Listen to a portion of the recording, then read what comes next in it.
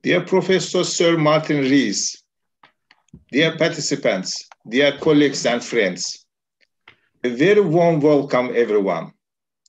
Welcome to the online Scientific Turkey public lecture series of TÜBİTAK Research Institute for Fundamental Sciences, which will organize relying on the unifying feature of science in a unique intellectual space, which will organize with the aim of sharing the passion for science and research, the power and wonder of science with a wide audience, as well as fostering scientific curiosity and science culture in the society.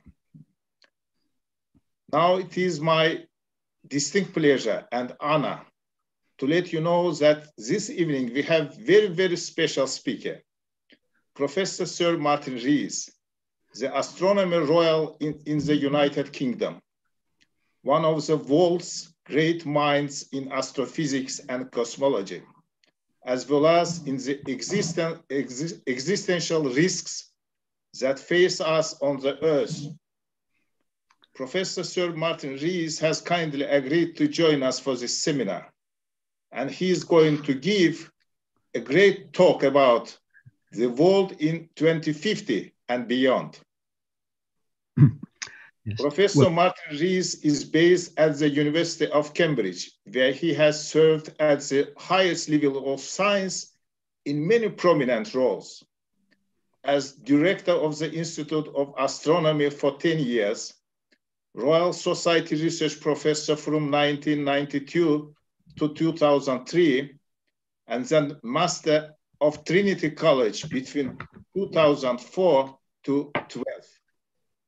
In 2005, Professor Martin Rees was appointed to the House of Lords, and he was president of the Royal Society for the period 2005 to 10. Professor Martin Rees' main research interests are high energy astrophysics, especially gamma ray bursts, galactic nuclei, black hole formation, cosmic structure formation, especially the early generation of stars and galaxies that formed at high redshift at the end of the cosmic dark age. His scientific career includes many pioneering research.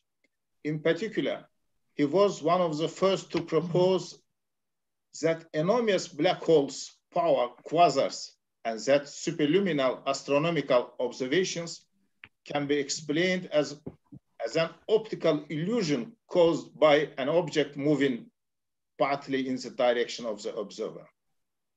Professor Martin Rees is the author and co-author of more than 500 research papers, as well as 10 books, most recently, on the future prospect for humanity.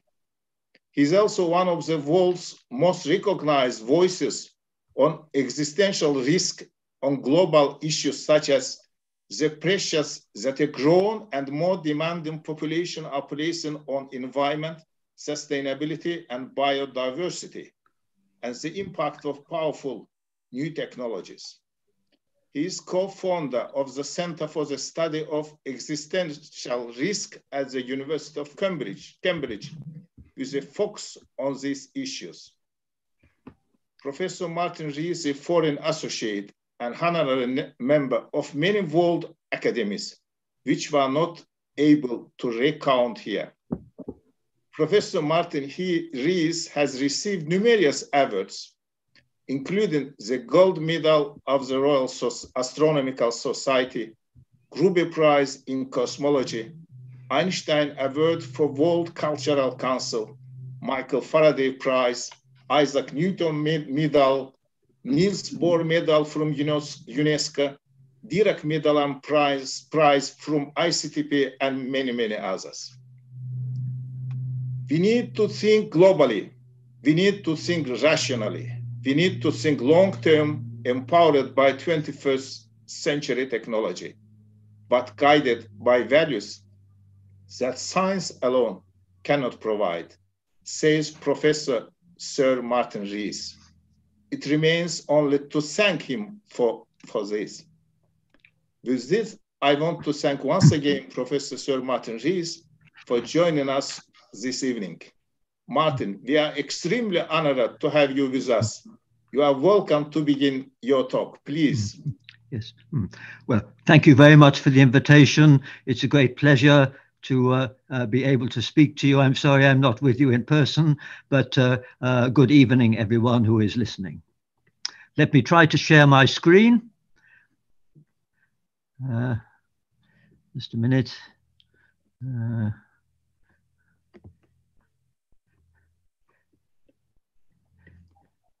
So, sorry about this. I'm having some problems. Yes.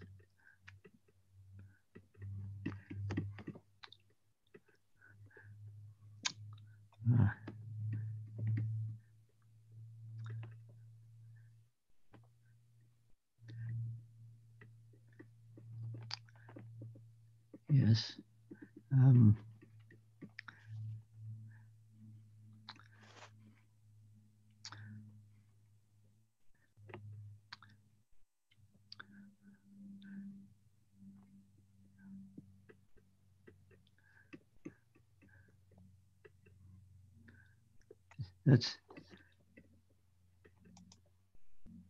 Can you see? That's all right. Okay. Yes. Sorry about the problem. Let me just say first that I'm going to give a fairly broad and general talk, and I should first say that although I have the title Astronomer Royal, the Queen does not ask me for horoscopes. In fact, I'm an astronomer, not an astrologer, and scientists are not very good as forecasters. All I would say is that they are rather better than economists. But despite all that, I did write a book entitled On the Future, and I will make some forecasts, but they're going to be rather tentative, especially in front of an audience where there are probably better experts than me. The theme of my talk is that this century is special. It's the first in the 45 million centuries of Earth's history when the main threats come not from nature, but from one species, our species, which has a long-term future in its hands. We're deep in what's called the Anthropocene. But let's start off by focusing on two things that we can predict, even with a cloudy crystal ball. First, the world in 2050 will be more crowded. 50 years ago, the world population was below 4 billion. It's now about 7.8 billion. And the growth has been mainly in Asia and Africa. And this distorted map gives each country a size proportional to the growth in population there in the last 30 years. And as you can see, the growth has been mainly in sub-Saharan Africa and in East Asia. The number of births per year worldwide is actually not going up anymore. Nonetheless, the world population is forecast to increase to about 9 billion by the middle of the century. That's mainly because most people in the developing world are young and they're yet to have children and they live longer. The histogram on the left, which shows the age distribution of men and women in West Africa, will become more like that on the right, which is the situation in Europe, because all the young people in West Africa, they'll have longer lives than their predecessors did. And despite doom-laden forecasts that were made by the Club of Rome and other bodies 50 years ago, food production has kept pace with the doubling population in the last 50 years. Famines still occur, but they're due to conflict or maldistribution, not overall scarcity. But to feed 9 billion by mid-century will require further improved agriculture, water conserving and GM crops, and maybe dietary innovation, converting insects and maggots, highly nutritious and rich in proteins, into palatable food, and making artificial meat. But to quote Gandhi, there'll be enough for everyone's need, but not for everyone's greed. Projections beyond 2050 are uncertain. Falling infant mortality, urbanization, and women's education will trigger the demographic transition towards lower birth rates. But there could be countervailing cultural influences. If, for whatever reason, families in Africa remain large, then according to the United Nations projections, that continent's population could double again between 2050 and 2100 to 4 billion, thereby raising the global population to 11 billion. And Nigeria alone would then have nearly as big a population as Western Europe and North America combined. Well, optimists say that each extra mouth brings two hands and a brain. But it's the geopolitical stresses that are most worrying. As compared to the fatalism of earlier generations, those in poor countries now know via the internet, etc., what they're missing. And migration is easier. So it's a portent for disaffection and instability. Multiple megaversions of the tragic boat people crossing the Mediterranean today, if we can't ensure that Africa keeps up with the rest of the world. So wealthy nations, especially those in Europe, should urgently instigate a sort of mega Marshall Plan for Africa, and not just for altruistic reasons. And another thing, if humanity's collective impact on land use and climate pushes too hard, the resulting ecological shock could irreversibly impoverish our biosphere. Extinction rates are rising. We're destroying the book of life before we've read it. Already there's more biomass in chickens and turkeys than in all the world's wild birds. And the biomass in humans, cows, and domestic animals is 20 times that in wild mammals. Biodiversity is crucial for human well-being. But preserving the richness of our biosphere has value in its own right, over and above what it means to us humans. To quote the great Harvard ecologist E.O. Wilson, mass extinction is the sin that future generations will least forgive us for. So the world's getting more crowded. And as a second firm prediction, it's getting warmer. In contrast to population trends, climate change is certainly not under-discussed, though it is still under-acted upon. The basic fact is in this picture. This shows measurements of the carbon dioxide concentration in the atmosphere made over the last 60 years. You can see the rise, and incidentally, the oscillations by year are because there are more trees in the northern hemisphere than the southern hemisphere. So in the northern autumn, when the leaves fall off the trees, that gives a rise in CO2, which is sucked in again when the leaves grow in the spring. But the main thing is this rising trend, and CO2 is a greenhouse gas, so this leads to warming. And the fifth IPCC presented a spread of projections of what the temperature would do later this century under various assumptions about how much fossil fuels we continue to use in future. I won't go into the separate scenarios, but there's a big range.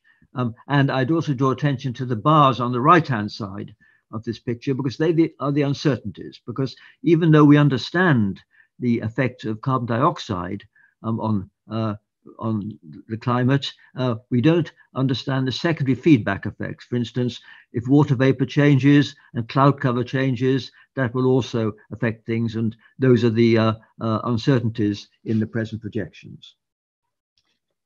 And in fact, this is not the most up-to-date. The need for urgent action was highlighted in an update which the IPCC published in 2018.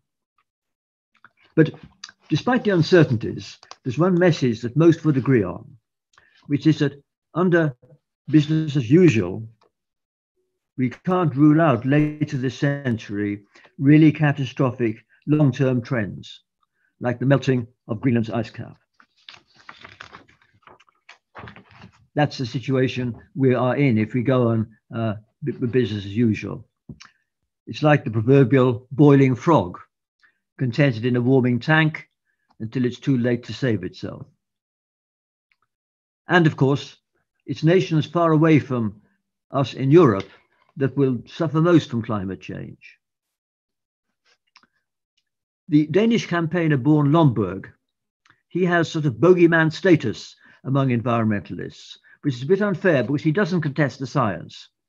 But his Copenhagen consensus of economists downplays the importance of addressing climate change compared to shorter-term ways of helping the world's poor. But that's because he applies a standard discount rate and in effect more or less writes off what happens more than 30 years ahead. But economists who care about what will live, or those people who will live into the 22nd century and beyond, economists like Stern and Weizmann, they argue that we should deem it worth paying an insurance premium now to safeguard against the worst case. And I think most of us subjectively do apply a very small discount rate in this case because we care what the world will be like when our children and grandchildren grow old. And children born today will live into the first part of the 22nd century. So we ought to care about the world we're leaving for them. And unsurprisingly, it's the young, those who expect to live to the end of the century, whose clamour for action is loudest. And their leverage on voters and the media has been amplified in the last year or two. And so climate issues are high on the agenda, and especially important have been the rather diverse quartet of Pope Francis, David Attenborough, Bill Gates, and Greta Thunberg. These people have energized the public to demonstrate and care about climate change. And of course, unless the public is energized and voters support these changes, then politicians won't respond. Politicians will focus on the near term and the local rather than on what happens in distant parts of the world 30 years from now, unless they know the public supports them. And there are crucial meetings this year on these issues. There's a meeting in Glasgow on climate. This is the 26th meeting of the IPCC. And there's a meeting in October at Konyang in China on biodiversity, which is going to ensure that we don't destroy the rainforests and things like that. So this is a key year for safeguarding the long-term future of our biosphere. But let me insert a bit of good cheer. There is a win-win roadmap to a low-carbon future. Nations with a strong research base should accelerate research and development into all forms of low-carbon energy generation and into other technologies where we need parallel progress, especially energy storage, batteries, hydrogen, compressed air, etc., and also into smart transcontinental grids. And this should enable Europe and North America to reach net zero. But even more important is what this could do for the rest of the world. The faster these clean energy technologies advance, the sooner will their prices fall, so they will become affordable to the nations of the global south. And these nations, I'm thinking of India and sub-Saharan Africa, they can't reach acceptable living standards without generating more power than they do today. Not only will their per capita energy needs rise, unlike those in our countries, but they will collectively harbor 1 billion more people by 2050. So, as it were, bending the trajectory of CO2 emissions from those countries is crucial. They will then be able to leapfrog more speedily to clean energy if they can afford it, rather than building coal-fired power stations, just as those countries have leapfrogged directly to smartphones and never had landline telephones. And it'll be hard to think of a more inspiring challenge for young engineers in our countries than devising clean and economical energy systems which can achieve net zero for the world. We should be evangelists for new technologies. Without it, the world can't provide food and sustainable energy for an expanding and more demanding population. Indeed, many are anxious that some technologies are advancing so fast that we can't properly cope with them, and that we'll therefore have a rather bumpy ride through the century. Nuclear war still looms over us.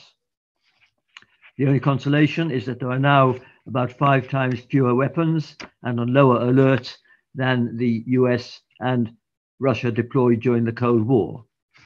But there are now 9 nuclear powers and a higher chance than ever that smaller nuclear arsenals might be used regionally or even by terrorists. And some claim, incidentally, that the command and control systems for nuclear weapons are getting more vulnerable to cyber threats. Moreover, we can't rule out later in the century the standoff between new superpowers which could be handled less well or less luckily than, for instance, the Cuba crisis was in the 1960s.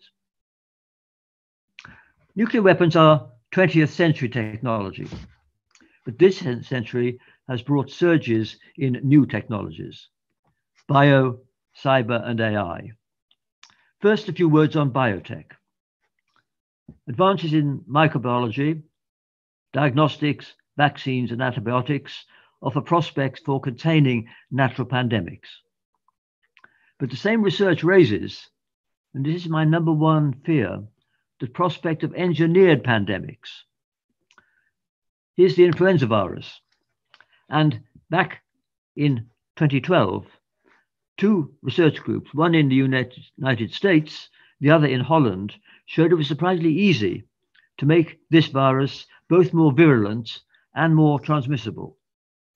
To some, this was a scary portent of things to come. And these so-called gain-of-function experiments can be done in principle for coronaviruses. And the new CRISPR-Cas9 technique for gene editing is hugely promising, but it raises ethical concerns about experiments on human embryos, for instance, and worries about possible runaway consequences of gene drive programs to wipe out species as diverse as mosquitoes on the left, or even grey squirrels, a small mammal which is regarded as rather a pest in my country, although I think it's rather nice. Regulation of biotech is needed, but I'd worry that whatever regulations are imposed on prudential or ethical grounds can't be enforced worldwide, any more than the drug laws can or the tax laws. I worry that whatever can be done will be done by someone somewhere.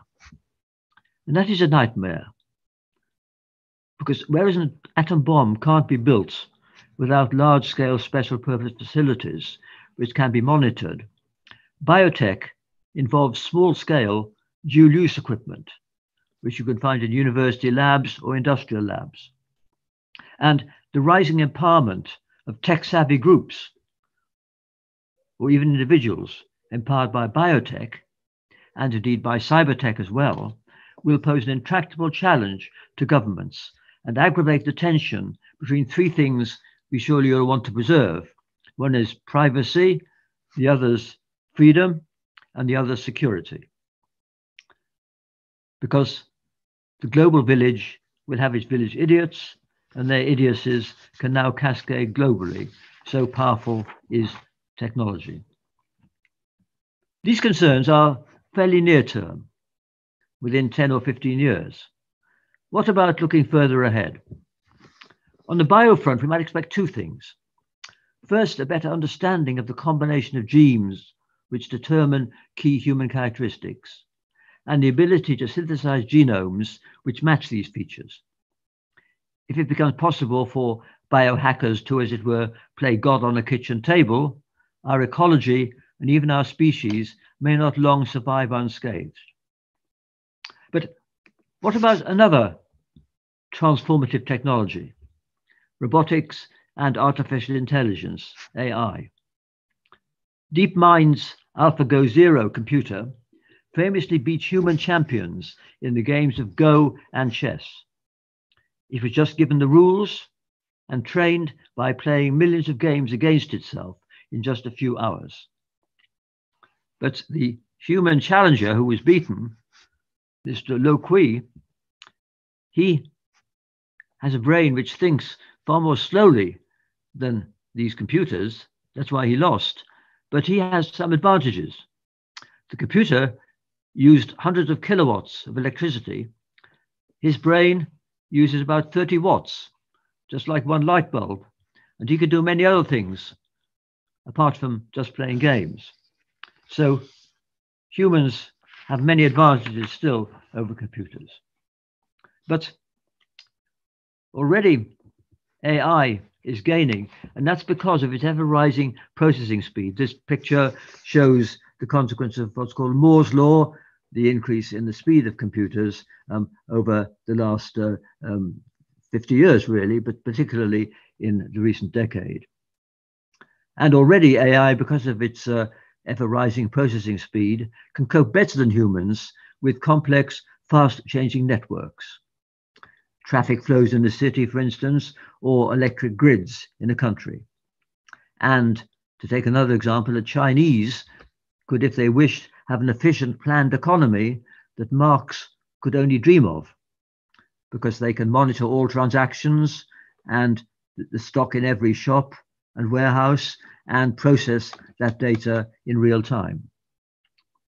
But AI can help science too. It can understand the process called protein folding, help with drug development, and perhaps even settle for us physicists whether string theory can really describe our universe, because the maths may be just too hard for a human being to do in a human lifetime. The implications of all this for our society are already a bit ambivalent. If we're sentenced to a term in prison, recommended for surgery, or even given a poor credit rating by a bank, we'd expect the reasons to be accessible to us and contestable by us. But if these decisions were entirely delegated to some algorithm, we'd be entitled to feel uneasy, even if presented with compelling evidence that on average, the machines make better decisions than the humans they've usurped. And AI systems will become more intrusive and more pervasive. Records of all our movements, our health and our financial transactions will be in the cloud, managed by a multinational quasi-monopoly. The data may be used for benign purposes, for instance, for medical research, or to warn us of incipient health risks, but its availability to internet companies is already shifting the balance of power from governments to globe-spanning conglomerates. And there are big changes coming in the nature of work. And these have been addressed in several good books by economists and social scientists. Clearly, machines will take over much of manufacturing and retail distribution, and they can supplement, if not replace, many white-collar jobs, routine legal work, accountancy, computer coding, medical diagnostics, and even surgery. They can help doctors and surgeons with their work. In contrast, some skilled service sector jobs, like plumbing and gardening, require such non-routine interactions with the external world that they'd be very, very hard to automate. They bewilder a robot. And indeed, incidentally, to create a humane society, I think governments will need to vastly enhance the number of and status of those who care for the old, the young, and the sick. These are jobs which are hard to mechanize, and they're currently far too few. And people doing them are poorly paid, poorly esteemed, and insecure in their positions in most countries. It's far more fulfilling work, far more fulfilling than work in call centers or Amazon warehouses. So what should happen is that companies like Amazon should be taxed, and the money raised should be used to re-employ the workers from call centers and warehouses in more caring human professions. There'll be other privacy concerns from AI. Are you happy, for instance, if a random stranger sitting near you on a bus or train can via facial recognition, identify you and invade your privacy. Or if fake videos become so convincing that visual evidence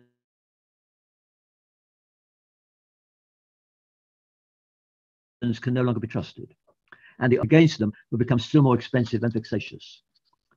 Ethical tensions are already emerging when AI moves from the research phase to being a potentially massive money spinner for global companies.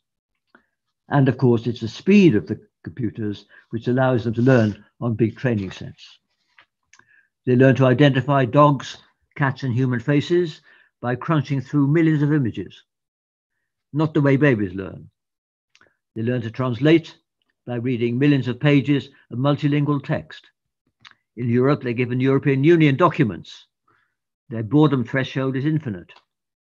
But acquiring common sense won't be so easy for AI and robots, because that involves observing real people in real homes or workplaces.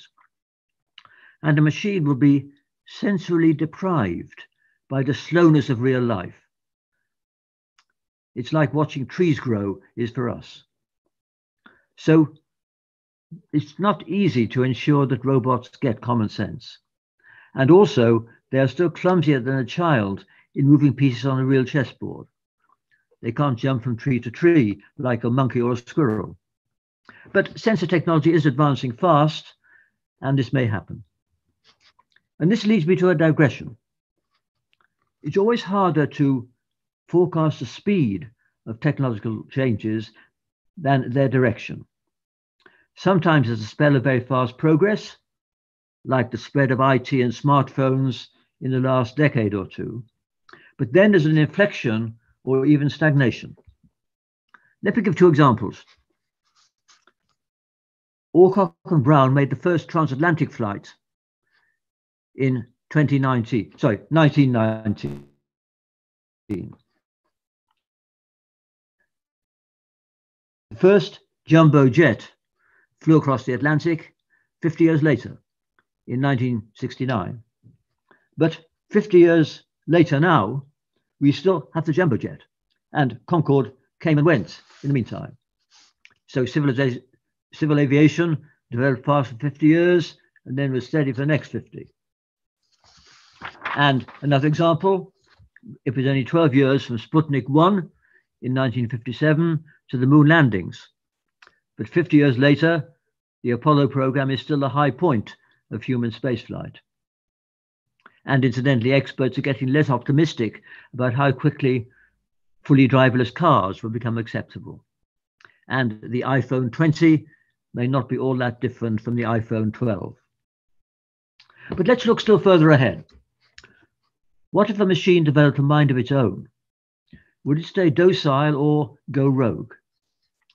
Futuristic books portray a dark side where AI gets out of its box, infiltrates the Internet of Things, and pursues goals misaligned or even hostile to human interest.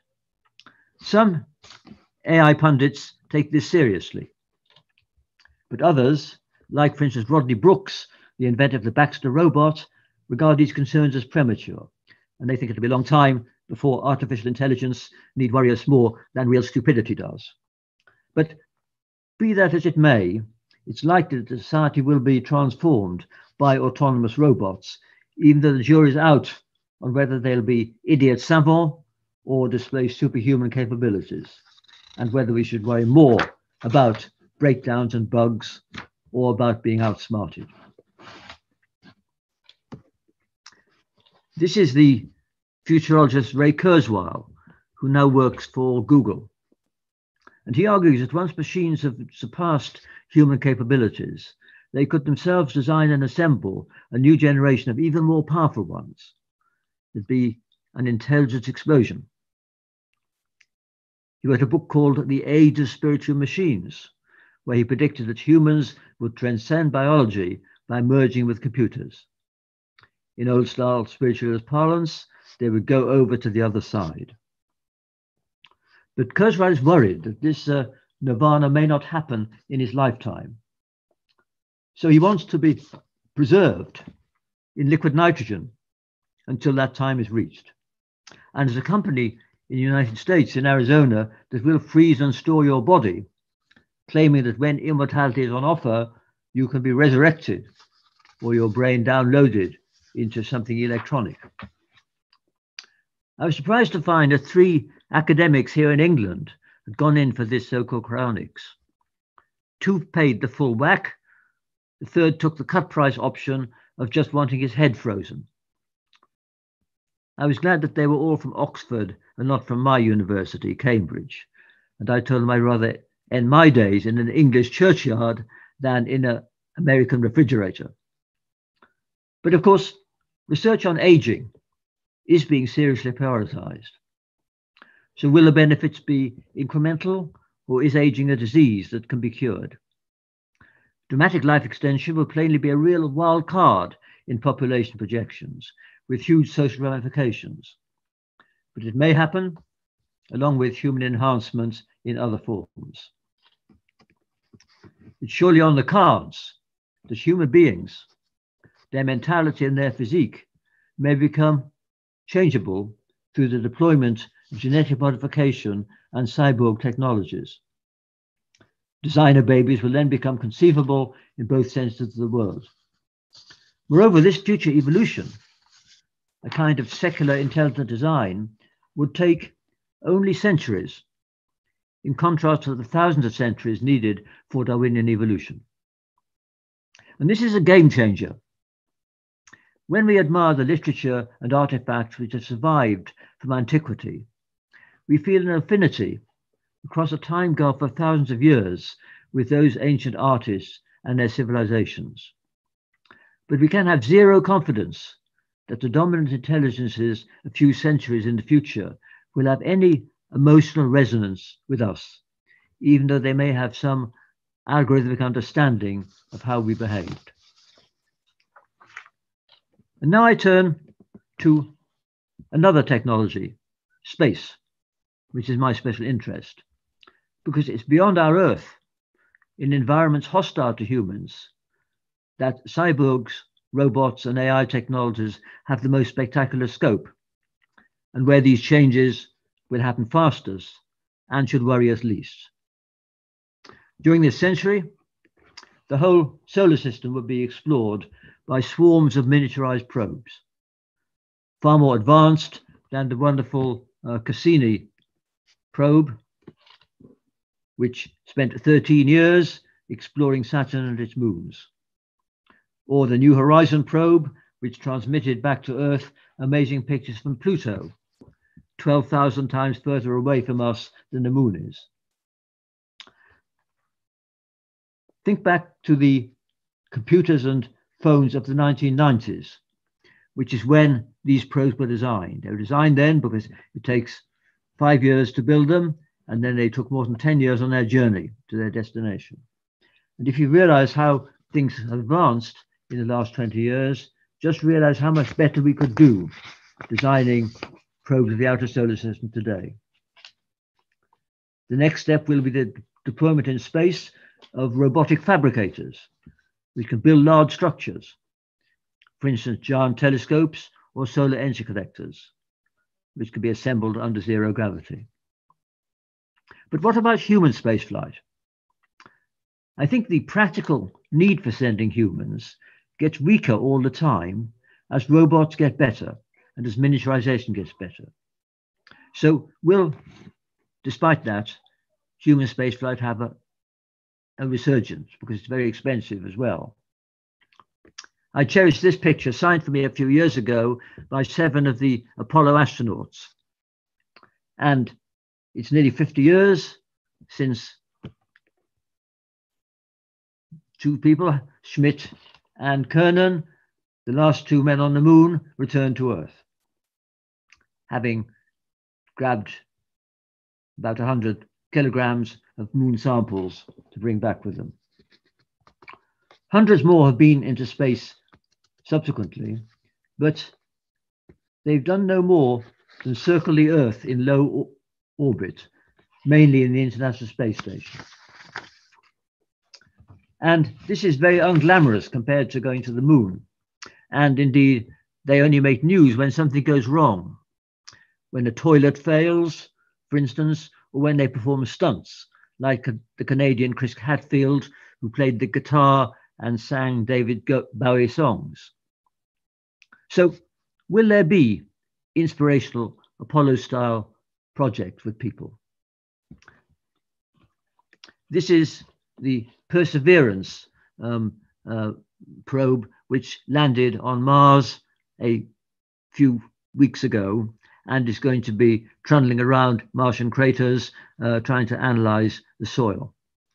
And there's no denying that this, which is the most advanced probe on the moon now, on Mars now, will miss many startling discoveries that no human geologist could overlook.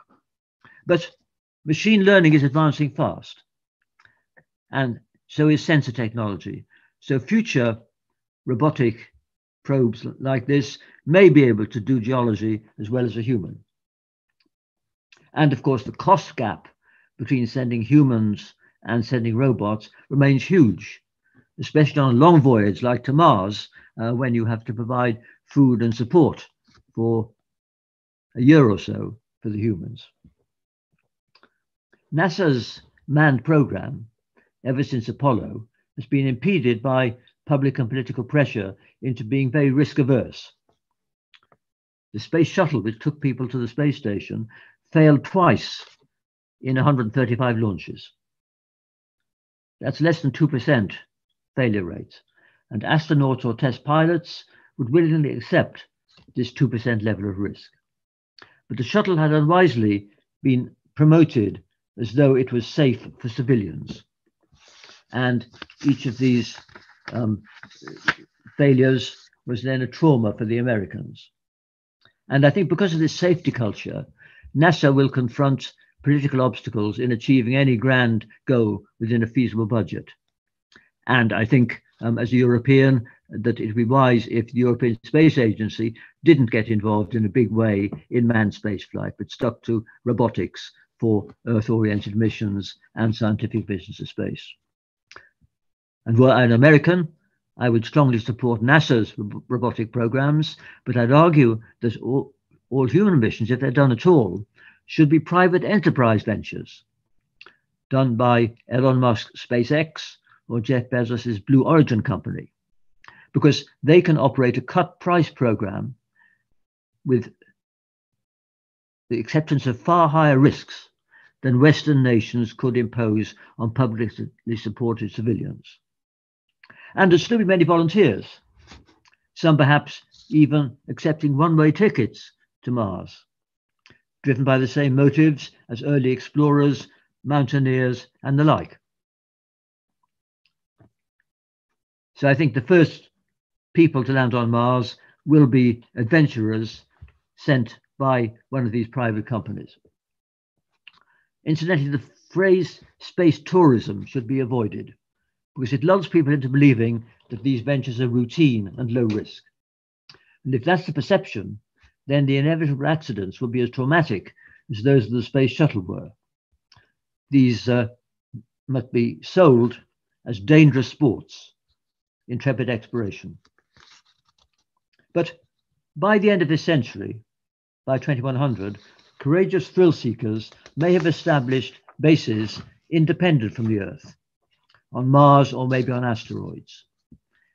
Elon Musk himself, who's nearly 50, says he wants to die on Mars, but not on impact. He might manage that 40 years from now. But don't ever expect mass emigration from Earth. Nowhere in our solar system offers an environment even as clement as the Antarctic or the top of Everest. And here I disagree with Musk and my late colleague Stephen Hawking.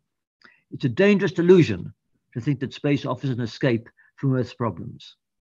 Dealing with climate change on Earth is hard, but it's simple compared to terraforming Mars. There's no planet B for ordinary risk-averse people. Nonetheless, we should cheer on any brave space adventurers who go to Mars because they have a pivotal role in spearheading what I call the post-human future in the 22nd century and beyond. And this is why. They'll be ill-adapted to their new habitat. So they'll have a compelling incentive, more so than we do on Earth, to redesign themselves. They'll harness the super powerful genetic and cyborg technologies that will be developed in coming decades. And these techniques, we hope, will be regulated and restrained here on Earth on prudential grounds and ethical grounds. But the settlers on Mars would be beyond the clutches of the regulators. And we should surely wish them good luck as pioneers in modifying their progeny to adapt to a hostile environment. So it's these spacefaring pioneers, not those of us comfortably adapted to life on Earth, who will spearhead the post-human era that Kurzweil envisages. I'm often asked, do astronomers bring a special perspective to these questions and to global issues like those I'm talking about? Let me explain why I think they do. We're all familiar, I think, with this time chart, which depicts evolution on Earth, whereby over nearly 4 billion years, the simplest forms of life, whose origins are still mysterious, evolved by Darwinian selection into the complex biosphere we have today and of which we're a part. That's taken 4 billion years. But many people, even though accepting this, think somehow that we humans are the culmination of it, that we're the top of the tree. I don't think any astronomer can believe that.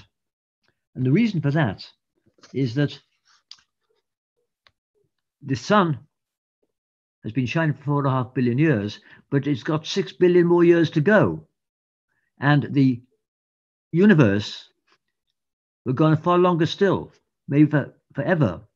And to quote Woody Allen, eternity is very long, especially towards the end. So we may be nearer the beginning than the end of the emergence of complexity in the universe. They'd be brains quite different from ours. We have no idea what they will be, but we just don't know. But of course, this then comes to another question, which I'm asked as an astronomer. Is there life out there already? Or is the galaxy awaiting our post-human descendants who may be near immortal and can make interstellar voyages? This is, as I said, the question that we're all asked as astronomers, but we all agree that we don't know. Well, not all. I get letters from people who think they've met the aliens, been abducted by them, etc. I tell them, would the aliens make the big effort to come here, just meet one or two crazy people, and then go away again? It seems unlikely. I tell these people to write to each other and not to me. But it's a serious question. There may be life out there.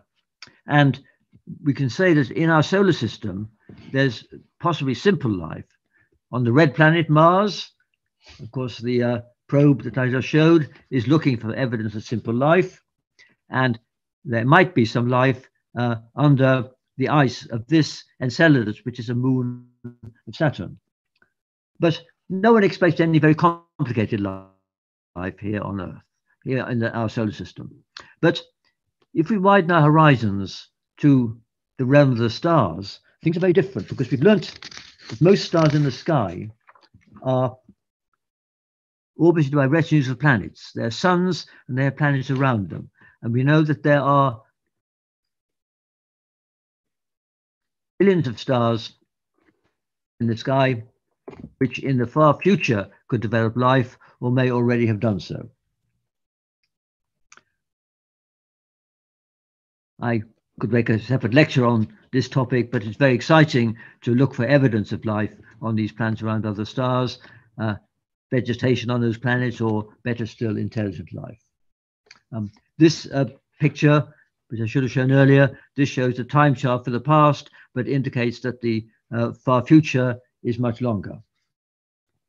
But let's now come back to Earth. Let's realize that this present century, even in this time span here, stretching billions of years into the past and into the future, this century is special because it's the first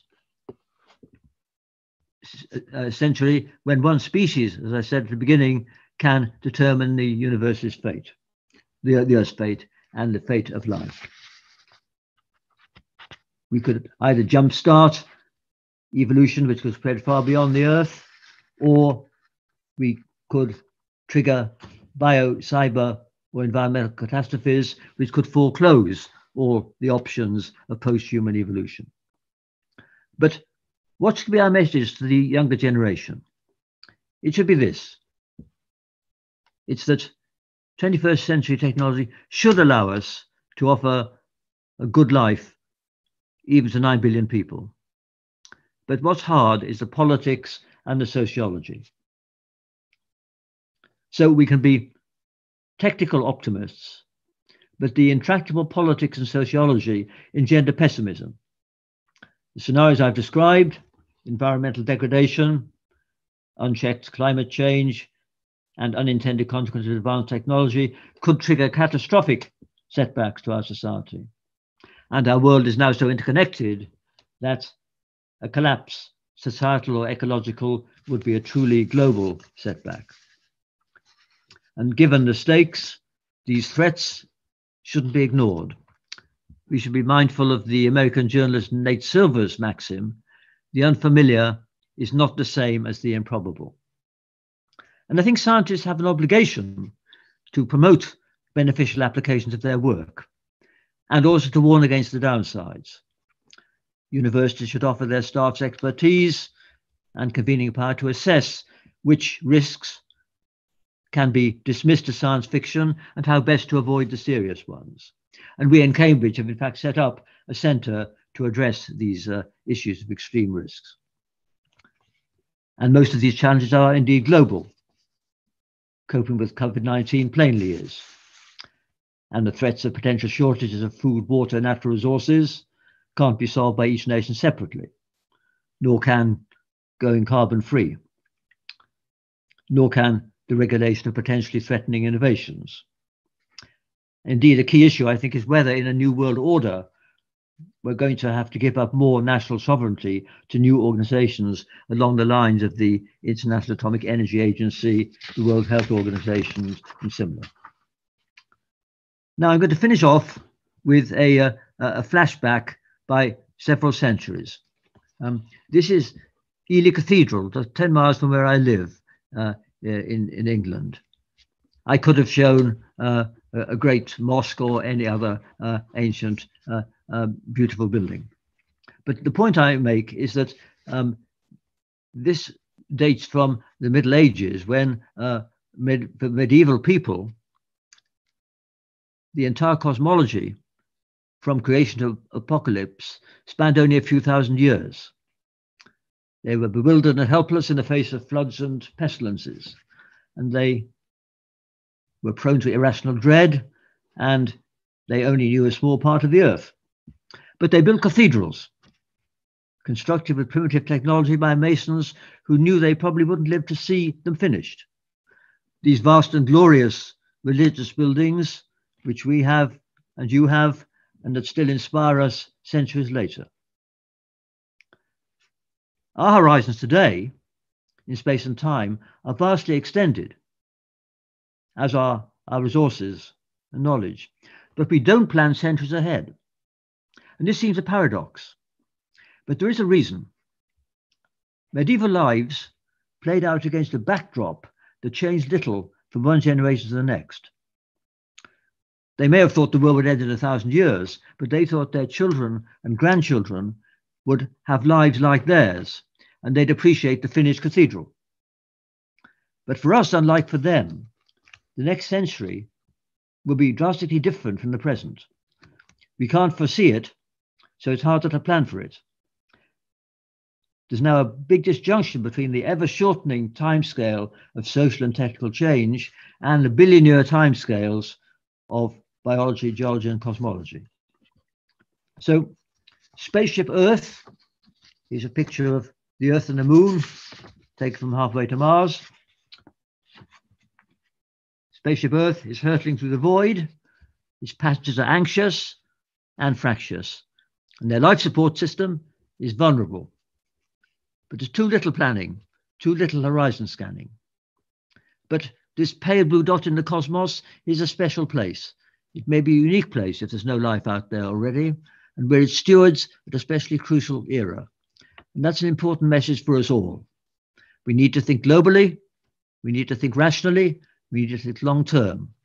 We need to be, as it were, good ancestors, empowered by 21st century technology, but guided by values that science itself can't provide. So thank you very much for listening to this talk. Thank you. Thank you very much for this very exciting and comprehensive talk. Right. Good. Can we now pass to questions? Yes, and I will try to end my screen sharing. Right. Yes. Okay.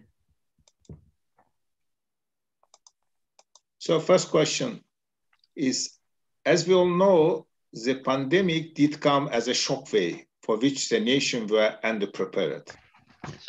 As a result, COVID-19 has had an enormous effect globally. Will you please elaborate more on a global foresight, perspectives, and important scientific, sociological, and political actions after the end of the pandemic? Yes. Well, it's true that the pandemic should be a wake-up call, which does ensure that we do prepare for future pandemics. We must prepare for anything exactly like what we have now. Something unexpected may occur. But I think if we look back, we have this pandemic which has spread globally, and some estimates say that over the next few years, it will cost the world something like $20 trillion, as well as killing millions and blighting the lives of many more millions. In that perspective, it would be worth spending many hundreds of billions of dollars in preparation as a sort of insurance premium, because no one could have said that a coronavirus pandemic was unlikely. Within the last 20 years, we'd had SARS and MERS in Asia, and they hadn't spread catastrophically. But we should have spread. We should have prepared more, and for instance, be more prepared to make vaccines even quicker, and have protective clothing for everyone, etc. So I think we've learned the lesson that it's important that we should prepare more. And of course, the other point is that it's always said that no one is safe until everyone is safe, because the pandemic can spread across the world. And one hopes it will perhaps encourage international collaboration, the strengthened World Health Authority, in order to ensure that we can get vaccines more quickly to all parts of the world, not just some countries, and also to actually catch a potential pandemic before it gets started, when it's still at the on the wet market in China, or among the pigs of a Vietnamese farmer or something like that. If you can actually monitor so as you catch it early, then you will save billions or even trillions of dollars. So I think there will be a plan to actually deal with future pandemics rather better. But of course, we've got to bear in mind that we shouldn't sort of refight the last war. The next big global catastrophe may be rather different from pandemics. So we've got to have resilience. And I think, incidentally, one thing we have learned is that resilience is more important than efficiency. Let me give two examples. First, it's good to keep some spare capacity in hospitals for an emergency. It's efficient to keep all the beds full all the time, but it's good, as the Germans did, but most other countries didn't, to keep some fraction of beds free for an emergency. And also, it's economical to depend on supply chains across the world and depend on just-in-time delivery. But of course, that makes you vulnerable, because if one link in the chain breaks, then that may have a big effect on manufacturing in a large sector. So it makes more sense to keep an infantry and stock and to have multiple supply chains. So that's a case where it's worth tolerating a bit of inefficiency in order to be resilient. So I could go on for longer, but that's those thoughts. Thank you. Any more questions? Another question says, assuming that there is an intelligent life in distant stars, and known that they could have existed for millions of years, is there a reason why they could not acquire the technology to contact us? Well, of course, they could have done, and of course, there are programs to look for them. Some people say that they would have come and visited us, and the fact that they haven't means they don't exist. But I'd like to query that, and let me give an example, because I mentioned the 4 billion years of biological evolution that's led to us. But if you think of the next 4 billion years, it's going to be electronic entities. It's not going to be Darwinian selection. It's going to be electronic entities which may design better ones themselves. And Darwinian evolution favors two things. It favors intelligence, but it also favors aggression. But this future evolution won't favor aggression. So if the analog of post-humans are electronic entities, they may be living contemplative lives and not wanting to travel or expand. So the fact that we don't see any evidence or detect any signals doesn't mean they're not there, because it could be that the more advanced forms just think deep thoughts and don't need to explore. Thank you. Another questions, Adam thanks you, saying that, dear Professor Rees, first of all, I would like to thank you for this very nice and interesting talk. I have a couple of small questions. If strong ethical regulation cannot stop the misuse of biotechnology and AL research, then what further actions should be taken to stop them? It seems that human, intentionally or not intentionally, damages the nature. Then what could be done to rescue plan of humanity? Yes. Well, I think 2 points. One is there are some issues like climate change and avoiding mass extinctions, which require collective action. And here, I think we've got to have more people like Pope Francis and David Attenborough, etc., so that the public is sensitized to these issues, and politicians then do support the actions which are needed to preserve our environment for future generations. That's one thing. But then the other bigger worry for me is the misuse of powerful technologies, whereby a small number of people can cause a cyber attack which shuts down the electric grid in a whole country, or they can release a virus that makes a pandemic. And here I think this is a real problem, because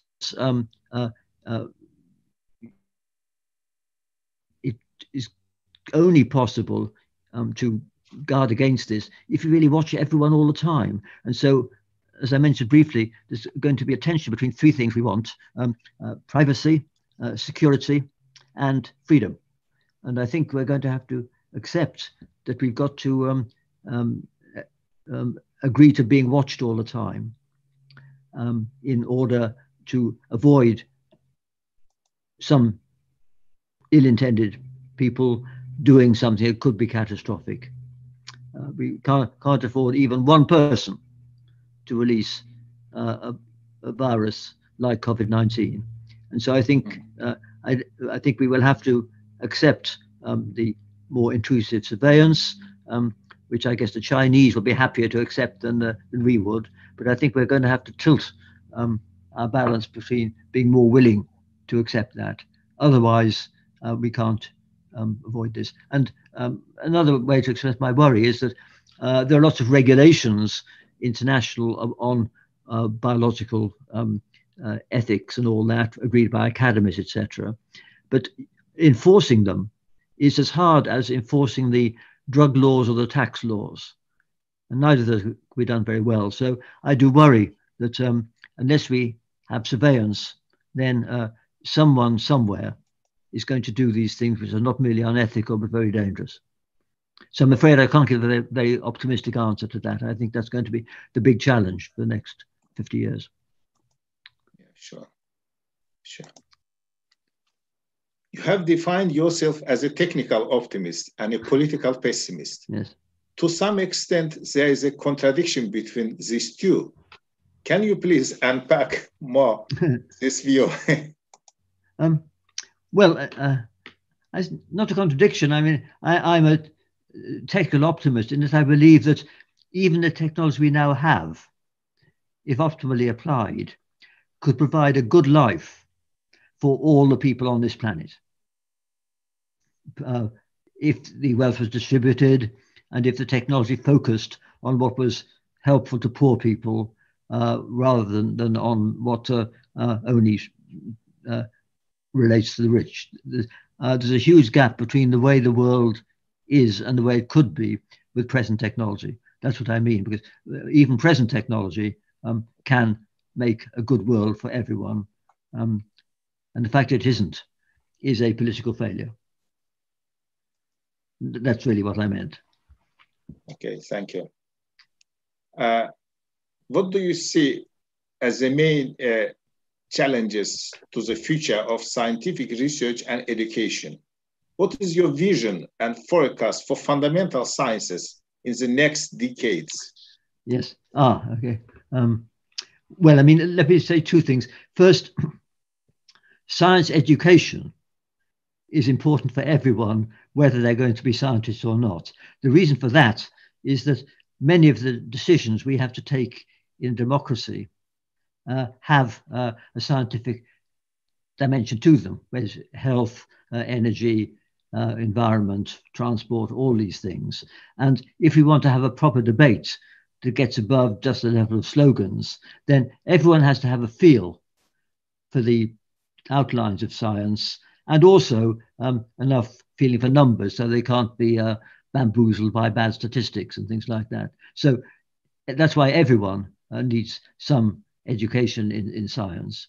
But of course, if we think of the sciences on the frontier, then I think it's clear that AI and genetics are going to advance very fast, and they're going to be very helpful. That AI can be helpful if it's properly deployed, and also I think we need genetics in order to grow food for everyone without encroaching too much on natural forests. We want to feed more people and feed them better without taking more land. We want to leave some land in its natural state. And so those are two examples where we need to have more science. And of course, to give everyone healthier lives. There are lots of diseases which we can't tackle yet. So I think there are all kinds of areas where we are going to need to make some progress. And the point I'd make is that in order to solve these particular problems, you can't head straight for the problem. You've got to understand the basic ideas. And that's why some of the science in universities is not directed to any particular problem, but it's the basis for lots of underlying applications. So we need to have science covering all the main areas, which then can be applied to real potential problems. But you often can't head directly for the goal. To give an example from history, President Nixon set up in about 1970, he threw a lot of money at trying to cure cancer. And he thought, well, he threw money at going to the moon, and people had got to the moon. So he thought that by sending that amount of money to the people working on cancer, it would be cured. But of course, that didn't happen. And the point was that in the case of going to the moon, it was clear what could be done. It was an engineering challenge, and they could solve it. But in the case of curing cancer, people then, and even probably now, don't know exactly what to do. But they've learned a huge amount about biology and cells and all that. But they can't tackle that big problem head on. And that's true of much of science. You've got to tackle each problem in a piecemeal way. You've got to be either a genius or a crank to think you can solve the big problems in one go. Thank you. In the modern world, we are witnessing serious problems such as unemployment, malnutrition, illnesses, global warming, inequalities between nations, etc. What do you think? How will it change in the next decades? Well, that's just exemplifying the failure of politics now, which leads to this huge gap between what could be done and what has been done. I just hope that with a more educated public and more willingness to listen to inspirational figures, some religious figures, some people like David Attenborough, a sort of secular pope, people like that, and also to young people, then there will be pressure to take actions that will indeed minimize the obvious wickednesses of the present world. It's a big challenge, but one just hopes that things like COVID have indicated how vulnerable we are.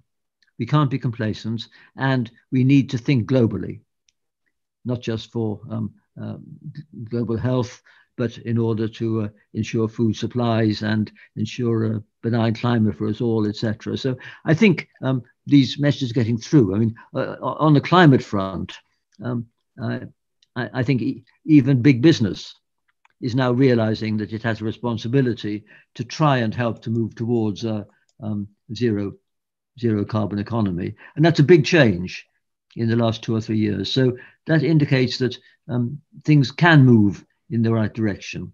But it's a big challenge, and the politics is harder than the science. Thank you. Indeed, you partially or completely answered this question. Nevertheless, there's one question again. What do you recommend to avoid short memory and be well prepared for the risk of future pandemics? Yes. Well, I think I've discussed particular things that can be done to prepare for a future pandemic, but I think as regards short memories, I mean, I think it is an ethical issue, isn't it? And that's why I said we've got to be good ancestors, because we all know how much we benefited from the heritage left to us by past generations. And we should feel ashamed if our generation hands on to its successors a depleted and more dangerous world.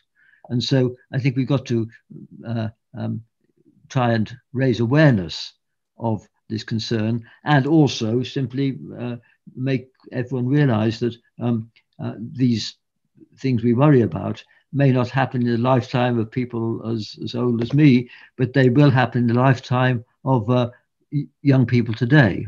And we ought to think at least to the end of a century in our planning, because all young people today can aspire to being alive at the beginning of the 22nd century. So it is a matter of long-term thinking and global thinking. And I think there are moves which are more positive in those directions. But here again, I think religious leaders can help, and also more visionary politicians can. Thank you very much. And final questions. What changes in the public perception of science do you expect in the context of the pandemic or after it? What changes do you expect in the scientific policy of the countries, yes. especially developing countries? Yes. Well, I mean, I think it's clear that science has had a higher profile in the pandemic than ever before with the public. And certainly, I don't know what it's been like in Turkey, but in Britain, the government's chief scientific advisor and chief medical advisor have been on television almost every night, commenting on what's happening. And so, and they've become respected figures. So I think the public has realized that expert knowledge has been helpful, and the creation of vaccines within a year is a great achievement. We don't have a vaccine for AIDS after 40 years, for instance, so it's a great achievement to have had this. So I think science has something to celebrate in this area, but I think we need to ensure that there are enough experts in all the areas where we need them. In clean energy, we need people who can understand how we can make more efficient solar energy and all the rest of it. And incidentally, although it's controversial, I think fourth generation nuclear should be considered as well. That's a bit controversial, but I think for a base load, when it's cold and no wind and no sun, then we're going to need something like nuclear. And so I think we need to explore all those technologies. So thank you very much for coming, joining us, for your very deep and intriguing answer. If you don't mind, we can close here session. What do you think, Martin? Fine. I'm very, very happy. I enjoy answering questions, but we've had a very nice session, and I'm very grateful for people who are staying to the end. Yeah, thank you. Yes, thank you. So thank you very much indeed for inviting me, and I really hope I can visit your institute for real sometime, and you must come to England sometime to see us. We will be waiting for this, and personally, I look very forward for this. Yes, okay. Because I think just to digress one final point, I mentioned the concern about helping the parts of the world where conditions are worse, and that includes the Middle East and Sub-Saharan Africa. And of course, you're more at the sharp end of this than we are. And I really think that there's got to be sort of aid to ensure that in those countries they don't fall further behind, because it's not like 100 years ago where they didn't know what they were missing. They now know what's going on in our countries. They've got mobile phones and see TV, etc., and that's a recipe for massive disaffection and turbulence. So it's in our interests as well as in theirs to ensure that they don't fall behind. And they do have problems, because if you think of how the countries of East Asia benefited, they did cheap manufacturing, undercutting the cost of labor in Europe and North America. And that's how Taiwan, Vietnam and places developed so fast. But that ladder's been now kicked away, because robots can do that kind of manufacturing. So the countries of the Middle East and Africa can't develop that way. They've got to have other ways in which they can avoid falling behind. And I think it's going to be very hard for them to do this without, in effect, some subsidies from richer countries. Just like after World War II, Europe was in such a mess that the American Marshall Aid was essential to putting it on its feet again. And so I think we do need to realize that our fates are linked, and unless all parts of the world are flourishing, then no parts can feel stable. Yeah, thank you very much for this message. Thank you very much. Okay. Well, thank you very much indeed. Yeah. Right. So, goodbye. Goodbye.